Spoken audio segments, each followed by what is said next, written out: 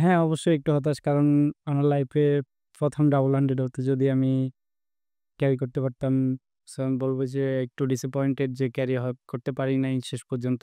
All over বলব আমি happy, কারণ বেশ কয়েকদিন পর আমি টিমে আসছি এবং বেশ কয়েকদিন পর একটা ন্যাশনাল টিমের হয়ে বড় ইনিংস খেলতে পারছি। আমি বলব যে আমি খুব হ্যাপি। বাট আগে তো বললাম যে যদি ডাবল 100 হতো আরেকটু ভালো হতো, একটু ডিসঅ্যাপয়েন্টেড ওইদিকে। না আসলে যেটা চলে গেছে ওইটা নিয়ে এখন তেমন চিন্তা করি না। যেটা সামনে আছে ওইটা নিয়ে চিন্তা করতেছি। কারণ পাস্ট ইজ পাস্ট। সো সামনে যেটা আছে ওইটা নিয়ে চিন্তা করতেছি। এখন আরো কিভাবে ইমপ্রুভ করা যায়, এখন ভালো করতেছি, ওইটা কিভাবে ক্যারি অন করা যায় ওটা চেষ্টা করব। হ্যাঁ, টেকনিক্যালি বলব একটু চেঞ্জ করেছি। আগে যেটা ছিল, আগে হয়তোবা একটু শাফল-টাফল বেশি বড় করতাম, ওইটা এখন একটু কমায় আনছি। এখন একটু ছোট করা হয়।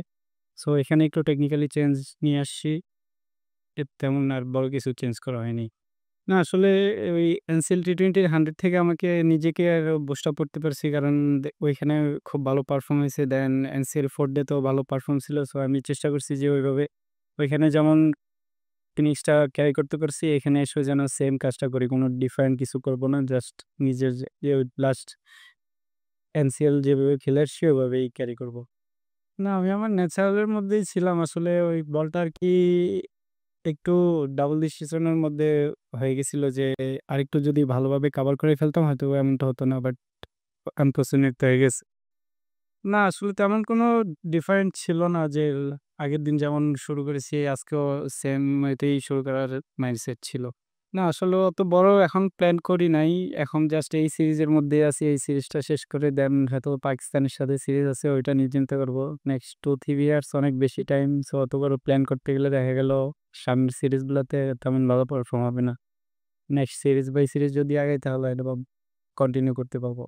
না দেখেন উনি কিন্তু যখনই ব্যাটিং এ নামে খুব অ্যাগ্রেসিভ ব্যাটিং করে। আমরা যখন উপর থেকে ভালো স্টার্ট দেই তখন ওনাদের জন্য যারা লেটে ব্যাটিং করে যেমন মুশফিক ভাই, শান্ত ভাই, লিটন ভাই ওনাদের জন্য ইজি হয়ে যায়। তখন স্কোরিং অপশনটা খুব ভালো। আমি বলব খুব ভালো একটা ইনিংস ছিল উনার। না আসলে তেমন এক্সট্রা ম্যাজিক্যাল কিছু নাই। আমরা যখন একসাথে দেখা হয় তখন আড্ডা দেই, সেই স্মৃতিগুলো মনে করি। না আজকে খুব ভালো শেষ হয়েছে। আমরা শেষের দিকে তাইজুল ভাই, মুরাদ খুব ভালো ফিনিশ করেছে এবং কালকে হয়তোবা আমরা যদি আর্লি মর্নিং এ ১টা ২টা উইকেট নিতে পারি তখন ওদের লেট অর্ডার ব্যাটিং চলে আসবে। তখন আরো ইজি হয়ে যাবে। হয়তোবা কালকের মধ্যেই শেষ হয়ে যাওয়ার চান্স থাকবে খেলা। হ্যাঁ, এখানে আসলে তেমন কিছু নিয়ে কাজ করা হয় নাই। আমি বলব যে আমার টাইগার্স ক্যাম্পে আরো বেশি কাজ করা হয়েছে। তখন টাইগার্স ক্যাম্পে আমাদের দেশি যারা কোচ ছিলেন উনাদের অনেক হেল্প করা হইছে। আর সবল ভাই তো জাস্ট এই সিরিজে আসছে। উনার সাথে আমার আগে তেমন কাজ করা হয় নাই। উনি জাস্ট ২-১ টা পয়েন্ট বলে দিয়েছে। আর সালাউদ্দিন স্যার তো আগে থেকেই ছিল। উনি জানে আমার ব্যাপারে। সো বলব তেমন কিছু বড় কিছু চেঞ্জ করা হয় নাই। ওরা জাস্ট আমাকে বলছে যে, "তুমি তোমার ন্যাচারাল খেলা খেল। যেভাবে পারফর্ম করে আসছো সেন্স খেললে ওইভাবেই খেলতে থাকো।" For more updates, subscribe to our YouTube channel and click on the bell icon. Follow us on Facebook and Instagram. Download T Sports app to enjoy exciting games and highlights. Visit tsports.com.